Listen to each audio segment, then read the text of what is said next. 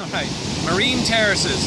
Okay, we're up near Fort Bragg in Northern California, right on the edge of the North American plate where it meets the Pacific plate just offshore to my right.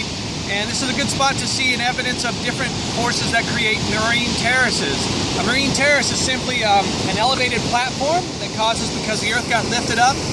There's a couple of different ways that they get created. You can look behind me right there and you see the edge of that sharp cliff.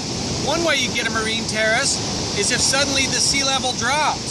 One way that it classically drops is that if the glaciers freeze and sea level drops, so global cooling. Conversely, if there's global warming, sea level would rise. So if the sea level drops, then the waves start to cut in at that bench right down there, and it creates a marine terrace. Eventually, this whole structure is going to keep moving back that way. Another way that you can get an elevated terrace is if the earth suddenly rebounds or lifts up.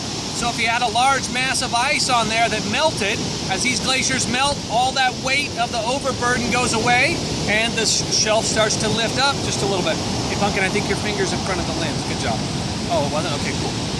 So we have glacial melting causes sea level to rise, or global cooling, so sea level would go down as more water gets converted to ice. Or we have ice masses that will melt, and then the earth rebounds and lifts up and leaves a fresh spark to carve away. Or it could just be the forces of tectonic convergence. Two plates come together, there's a lot of squishing and crumpling and what's called tectonic uplift, where the plate might lift up. Or in this case, a plate might slide under it and lift up another one, just like two cars crashing and the hood lifts up and it elevates that terrace that's created there. So these marine terraces make up some pretty unique spots on the north coast of California, and really all around the Pacific Ocean where you have a lot of subduction environments.